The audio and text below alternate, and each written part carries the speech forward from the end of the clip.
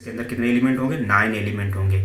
और प्यारे बच्चों इसमें एक आपको और बताना था कि इसमें पद कितने आएंगे, मतलब पदों की संख्या कितनी आएगी, यानी कि मल्टीप्लाई करने पर पदों की संख्या कितनी है। उसके लिए फार्मूला हमारे पास है NPN। प्यारे बच्चों ध्यान रखिएगा, उसके लिए फार्मूला है NPN, यानी कि हमारे पास 3 पंक्तियां हैं और 3 ही क्या है, कॉलम है। तो जब इसका फैक्टोरियल वर्जन ब्रेक करेंगे, आपको पता होगा परम्यूटेशन एंड कॉम्बिनेशन में आपने देखा होगा परम्यूटेशन में कि NPR का फार्मूला क्या होता है प्यारे बच्चों, फैक्टोरियल N अपॉन N-R का फैक्टोरियल। तो फैक्टोरियल 3 हो गया और 3 से 3 जब सब्ट्रैक्ट करेंगे तो ये हो गया, ये ऊपर वाली n की वैल्यू थी, नीचे वाली r की वैल्यू थी। जब आप 3 से 3 सब्ट्रैक्ट करेंगे तो यहाँ क्या होगा, 0। और आपको प्यारे बच्चों पता होगा फैक्टोरियल 0 की वैल्यू कितनी होती है, 1 होती है। और फैक्टोरियल 3 का वर्जन क्या होता है, 3 2, यहाँ पे क्या होगा 1, नीचे भी 1। तो आंसर इस कितना होगा 6, क्योंकि इसका सोल्यूशन करें तो कितना होगा 6 होगा। यानी कि इसमें पदों की संख्या कितनी निकल के आएगी, 6 निकल के आएगी। जैसे अभी एक थोड़ी देर पहले क्वेश्चन लिया था हमने 2x2 का, तो मान लो 2x2 का अगर लेते हैं तो इसमें क्या होगा 2p2। तो इससे प्यारे बच्चों ध्यान रखिएगा, इनसे क्या पता चलता है, अवयवों की संख्या पता चलती है प्यारे बच्चों।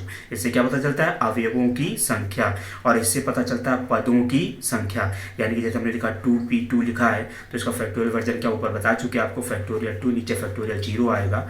तो इसका क्या होगा, हमारे पास फैक्टोरियल 2 की वैल्यू इतनी होगी और नीचे कितना आएगा 1 आएगा। तो इसका आंसर कितना होगा 2, यानी कि पदों की संख्या इसमें कितनी आएगी, 2 आएगी प्यारे बच्चों। ठीक है, तो फिलहाल हमने क्वेश्चन जो लिया था उसी पे आते हैं कि क्वेश्चन में क्या था कि हमें इसका सोल्यूशन करना था। सोल्यूशन कैसे करना है ये देखना है आपको। तो हमें इसका सोल्यूशन कैसे करना है, तो देखिए प्यारे बच्चों, इसको सोल्यूशन करने के लिए देखिए कैसे करेंगे। सोल्यूशन करने के लिए सबसे पहले हम आपको बता देते हैं कि ये कैसे काम होगा, कि इसका पहले प्रसार करना है। प्रसार कैसे होगा कि सबसे पहला एलिमेंट हमें 1 लेना है, 1 लिया, इसके सामने रो एंड कॉलम कैंसिल कर देते, ये वाली पार्टी और ये वाली पार्टी कैंसिल हो गई, 4 एलिमेंट जो बचे उनमें। तो 9 का मल्टीप्लाई 5 में होगा तो क्या होगा 45। इसके बाद 8 का मल्टीप्लाई 6 में क्या होगा, क्या होगा 48 होगा। ठीक है प्यारे बच्चों, बीच वाला जो भी एलिमेंट है ध्यान रखिएगा, 3x3 के सारणिक में जो बीच वाला एलिमेंट होता है प्यारे बच्चों, उसमें क्या होता है, एक माइनस अपनी तरफ से लगाते हैं। और बाय चांस किसी क्वेश्चन में अगर माइनस यहाँ पे लगा हुआ है तो क्या बन जाएगा, प्लस बन जाएगा प्यारे बच्चों, प्लस बन जाएगा। तो इसके सामने रो एंड कॉलम कैंसिल किया तो 9 का मल्टीप्लाई 4 में किया कितना आएगा 36, और 7 का मल्टीप्लाई 6 में किया तो कितना आएगा 42 आ जाएगा। यानी कि ये कैंसिल हुआ था, ये कैंसिल हुआ, तो 9 का मल्टीप्लाई 4। बच्चों ध्यान रखिएगा, हमेशा मल्टीप्लाई हर बार पहले इस साइड से होगा, इस साइड से मल्टीप्लाई होगा, बाद में बातें बाद में होगी। चलिए इसके बाद एक बचा हुआ 3 एलिमेंट, 3 ले लिया, ये कैंसिल ये कैंसिल, तो यहाँ क्या आ जाएगा, यहाँ पे आ जाएगा 32 माइनस कितना आ जाएगा 35 आ जाएगा प्यारे बच्चों, कितना आ जाएगा 35 आ जाएगा। चलिए तो 45 से 48 सब्ट्रैक्ट हुआ, -3 मल्टीप्लाई -3 हो गया। यहाँ पे क्या हुआ कि हमारे पास सब्ट्रैक्ट करेंगे तो -6 और मल्टीप्लाई करेंगे तो प्लस का 12 हो जाएगा। -6 बचा था, -6 मल्टीप्लाई 12 हो गया। यहाँ माइनस का शायद 3 बचेगा और 3 3 क्या होगा -9 हो गए। तो ऐड किया हमने तो क्या होगा -12 और प्लस का 12 कैंसिल होकर क्या हो गया 0, यानी कि इस डिटरमिनेंट की वैल्यू कितनी आ गई 0। इसको बोलते हैं सारणिक का प्रसार करना प्यारे बच्चों, इसको क्या बोलते हैं, सारणिक का प्रसार करना। चलिए एक एग्जाम्पल हम आपको और बता देते हैं कि सारणिक में और 3x3 का कोई क्वेश्चन अगर आता है तो और कैसे करेंगे। चलिए देखिए कि मान लो बाई चांस कोई क्वेश्चन हमने ले लिया, 0 ले लिया, -n ले लिया यहाँ पर और माइनस का m ले लिया यहाँ पर, और यहाँ पे मान लो हमने n ले लिया, 0 ले लिया, माइनस का l ले लिया, यहाँ पे ले लिया m ले लिया, यहाँ पे l ले लिया, यहाँ पे क्या ले लिया 0 ले लिया। ये इस तरीके से हमने कोई क्वेश्चन लिया हुआ है। तो प्यारे बच्चों इसमें क्या होगा, सारणी को किससे रिप्रेजेंट करेंगे, डेल्टा से रिप्रेजेंट करेंगे। किससे करेंगे, डेल्टा से। तो ये कितने क्रॉस की सारणी के बच्चों, 3x3 की। क्यों, हमारे पास आपके पास 3 रो हैं और 3 क्या हैं, कॉलम हैं। तो ये ऐसे ऐसी जो होती है उसको कॉलम बोलते हैं, और ऐसे ऐसे जो लिखे रहते हैं उनको क्या बोलते हैं, पंक्ति बोलते हैं, यानी कि रो बोलते हैं। तो 3x3 का आपका एलिमेंट है। चलिए इसका प्रसार कैसे करेंगे, तो सबसे पहले बच्चों आपको बता देते हैं कि इसमें एलिमेंट कितने होंगे, 9 एलिमेंट होंगे। आपको बता चुके हैं पहले, 3 3 कितना हो गया 9 हो गया। और नंबर ऑफ टर्म्स कितने होंगे, पदों की संख्या कितनी होगी। पदों की संख्या के लिए हमने आपको फार्मूला बताया भी कि जितना होगा उतना ही लेंगे, 3p3। और इसका जब सोल्यूशन करेंगे तो आंसर कितना होगा, फैक्टोरियल 3, नीचे आ जाएगा फैक्टोरियल 0, और इसका आंसर हो गया आपके पास 6, यानी कि पदों की संख्या कितनी आएगी, 6 आएगी।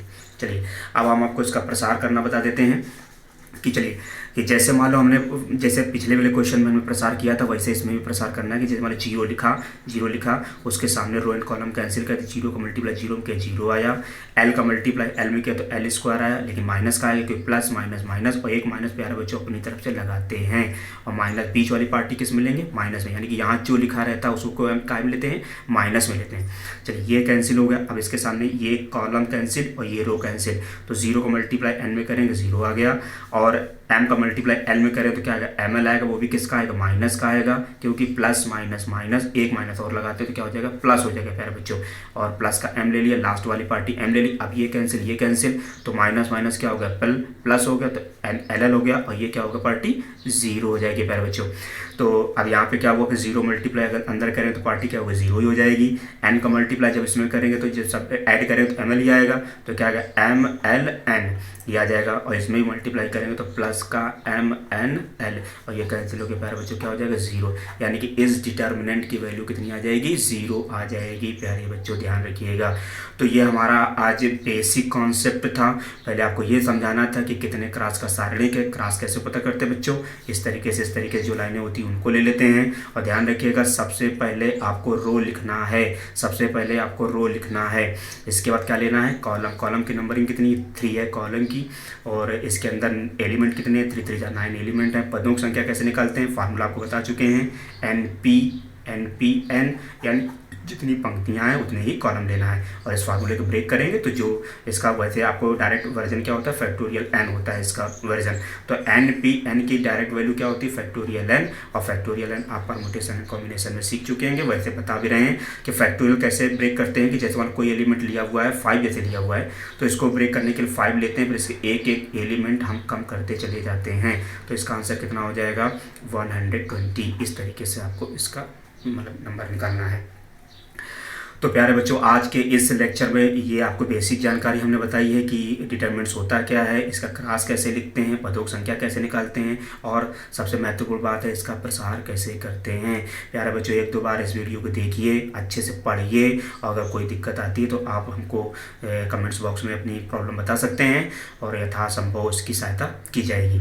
चलिए अब आपको इसका दूसरा पार्ट लेके चलते हैं। दूसरा पार्ट क्या है, इसकी बेसिक प्रॉपर्टी क्या होती है, बेसिक प्रॉपर्टी कैसे आपको पता करनी पड़ेंगी कि जिससे क्वेश्चन आपका जल्दी लग जाएगा। जल्दी कैसे हो जाएगा वो आपको देखना है कि जैसे मान लो हमारे पास कोई क्वेश्चन आता है इसकी प्रॉपर्टी के तौर पर कि सबसे पहला प्रॉपर्टी इसका निकल के आता है कि सबसे पहले प्रॉपर्टी क्या होती है इसकी, कि सबसे पहले प्रॉपर्टी ये होती है इसकी कि सबसे पहले प्रॉपर्टी आपकी आपके पास ये आ रही है कि मान लो कि सबसे देखिए प्यारे बच्चों ध्यान रखिएगा, मैं इसमें नोट नहीं कर रहा हूँ, आपको वर्डिंग बोल रहा हूँ, वर्डिंग को सुनिए और इसके बाद उसको एग्जाम्पल के थ्रू आपको समझाएंगे। चलिए पहला क्वेश्चन है, पहला मतलब प्रॉपर्टी है पहली, क्या प्रॉपर्टी कहती है यदि किसी सारणी की किसी पंक्ति या किसी एक स्तंभ का अवयव प्रत्येक अवयव शून्य हो तो सारणी की वैल्यू क्या हो जाएगी 0 हो जाएगी। प्यारे दोस्तों ध्यान रखिएगा कि अगर किसी सारणी में आपके पास किसी एक रो का पूरा पार्टी अगर 0 है तो सारणी की वैल्यू क्या हो जाएगी 0 हो जाएगी। जैसे मान लो हमने कोई एक एग्जाम्पल लिया 2 ले लिया, यहाँ पे 3 ले लिया, यहाँ पे 4 ले लिया, या 6 ले लिया, 1 ले लिया, 2 ले लिया, यहाँ पे मान लो 0 ले लिया, 0 ले लिया, 0 ले लिया। तो आप बहुत ध्यान से देख रहे हैं कि सारणी में क्या देख रहे हैं, आप देख ये रहे हैं कि इसका थर्ड रो के पूरे एलिमेंट क्या हो गए 0 हो गए। तो प्रॉपर्टी सारणी की ये कहती है अगर किसी एक स्तंभ या किसी एक रो के पूरे एलिमेंट पूरी पार्टी अगर 0 होगी तो सारणी की वैल्यू क्या होगी 0 होगी। प्यारे दोस्तों ध्यान रखिएगा, ये आप अगर याद कर लेंगे, अच्छे से सोचेंगे इसको, तो आपको अच्छा बेनिफिट मिलेगा क्वेश्चनों को लगाने में। बड़े बड़े क्वेश्चन बहुत आसानी से आपके इससे सोल्यूशन हो जाएंगे। बाई चांस इसका प्रसार करना चाहे तो दिखा देते हैं कि प्रॉपर्टी का यूज़ कैसे हुआ था कि 2 लिया, इसके सामने रो एंड कॉलम कैंसिल किया तो 0 को मल्टीप्लाई 1 में किया 0 आया, और 2 का मल्टीप्लाई 0 में किया तो ऑब्वियसली 0। 3 किस में लेंगे माइनस, बच्चे बता चुके पहले 3 किस में लेंगे माइनस में, ये कैंसिल फिर क्या आएगा 0 0 आएगा क्योंकि 0 को मल्टीप्लाई 6 में तो 0 को मल्टीप्लाई 2 में तो 0। इसके बाद हम 4 लेंगे, 4 पार्टी कैंसिल हो जाएगी तो क्या आएगा 0 को मल्टीप्लाई 6 में 0 को मल्टीप्लाई 1 में क्या आ जाएगा 0। तो यहाँ पे क्या हुआ, ये 0 हुआ, ये 0 हुआ और ये भी क्या होगा 0, तो ओवरऑल आंसर क्या हो गया 0। तो इस प्रॉपर्टी को बहुत अच्छे से आप यूज कर पाएंगे कि अगर किसी सारणिक में अगर किसी एक रो के या किसी एक स्तंभ के एलिमेंट अगर ज़ीरो हैं तो वो सारणिक की वैल्यू क्या होती है, ज़ीरो होती है बच्चों। बहुत ध्यान से आपको इस प्रॉपर्टी को यूज़ करना है। चलिए प्रॉपर्टी नंबर 2 में जाते हैं कि प्रॉपर्टी नंबर 2 ये कहती है कि अगर यदि किसी सारणिक में सभी पंक्तियों को कॉलम में ट्रांसफ़र कर दें या कॉलम को किस में ट्रांसफ़र कर दें, पंक्तियों में ट्रांसफ़र कर दें, तो सारणिक की वैल्यू नहीं बदलती है। प्यारे बच्चों ध्यान रखिए, सारणिक की वैल्यू नहीं बदलती है। देखिए जैसे मान लो हमने कोई क्वेश्चन जैसे मान लो ले लेते हैं, जैसे हम 2 ले लिया, 1 ले लिया, 0 ले लिया, यहाँ पे मान लो -1 ले लिया, 2 ले लिया, 1 ले लिया, यहाँ मान लो 4 ले लिया, 3 ले लिया, 2 ले लिया। जैसे ये क्वेश्चन है, ये हमारे पास किस क्रॉस का सारणी के प्यारे बच्चों, 3x3 का है, क्योंकि 3 पंक्तियाँ हैं और 3 ही क्या हैं, कॉलम है। तो ये 3x3 का आपका सारणिक है। तो प्रॉपर्टी ये कहती है कि अब जैसे यहाँ पे हम सोल्यूशन करें, बाई चांस इसमें सोल्यूशन करें, बाद में ट्रांसफर कर देंगे, तो देखिए डेल्टा इक्वल क्या होगा, 2 लिखेंगे, सबसे पहले एलिमेंट लेते हैं, 2 लिया, ये कैंसिल, तो 2 का मल्टीप्लाई 2 में 4, 3 का मल्टीप्लाई 1 में 3, बीच में क्या लगाते हैं, माइनस। बीच वाली पार्टी हमेशा माइनस में लेते हैं, आपको बता चुके पहले। ये कैंसिल, तो 2 का मल्टीप्लाई इसमें किया तो माइनस का 2, 4 का मल्टीप्लाई 1 में किया तो 4, और बीच में एक माइनस लगाते हैं। फिर 0 लेंगे, ये पार्टी कैंसिल हो, 0 के सामने रो एंड कॉलम कैंसिल कर देते हैं, जो भी एलिमेंट लेते हैं फर्स्ट रो के जो भी एलिमेंट लेते हैं वहाँ से कैंसिल करते हैं। तो यहाँ क्या बचेगा, 3 का मल्टीप्लाई -3 हो गया, 4 का मल्टीप्लाई 2 में तो माइनस का 8 आ गया। यहाँ सब्ट्रैक्शन 1 हुआ, 1 का मल्टीप्लाई 2 में 2 आया, 4 2 6 हुआ, -6 हुआ तो प्लस का 6 हो जाएगा, और यहाँ पे प्यारे बच्चों 0 ही हो जाएगा, क्योंकि ऐड करने पर बाहर क्या लगा, वो 0। तो आंसर कितना हो गया, 8 हो गया। अब प्रॉपर्टी के बेस में आते हैं। प्रॉपर्टी क्या कहती है, अगर हम इसकी सभी पंक्तियों को किस में ट्रांसफर कर दें, कॉलम में ट्रांसफर कर दें, तो सारणी की वैल्यू नहीं बदलती है प्यारे बच्चों। जैसे मान लो लिखा, क्या करें, पहली वाली रो किस में चली जाए, पहले कॉलम में, तो 2 1 0, फिर दूसरी वाली -2 1, मतलब ये वाली सेकंड कॉलम में, और 4 3 और 2। अब यहाँ से प्यारा बच्चों किया जाए तो इसका क्या आंसर होगा, फिर भी आपको बता देते हैं प्रसार करके कैसे होगा। तो 2 लिखा, सेम वर्किंग प्रोसेस होगी, रो एंड कॉलम कैंसिल होगा, तो 2 2 जा 4, सब्ट्रैक्शन 3 आ गया, 3 का मल्टीप्लाई 1, बीच वाली माइनस में तो किस में हो जाएगा, प्लस में हो जाएगा। ये कैंसिल, तो 2 का मल्टीप्लाई 1 में किया 2, ये पार्टी 0 हो गई, एंड 4 का मल्टीप्लाई किया तो ये कैंसिल तो 1 आया, और पार्टी क्या हो गई, 0 हो गई। तो प्यारे बच्चों यहाँ पे क्या हुआ कि 4 3 1 का मल्टीप्लाई 2 2 आया, 2 का मल्टीप्लाई 2 बचेगा तो 2 आ गया, यहाँ 4 बचेगा, तो 4 4 2 2 4 और 4 4 कितना होगा, 8। तो आंसर इसका कितना होगा, 8। तो आपने बच्चों क्या देखा कि अगर किसी सारणिक में हम लोग क्या करेंगे, अगर रो को किस में ट्रांसफ़र कर दें, स्तंभ में ट्रांसफ़र कर दें, या स्तंभ को रो में ट्रांसफ़र कर दें, तो सारणिक की वैल्यू नहीं बदलती है, जो पहले थी वही इसमें आंसर आने वाला है बच्चों।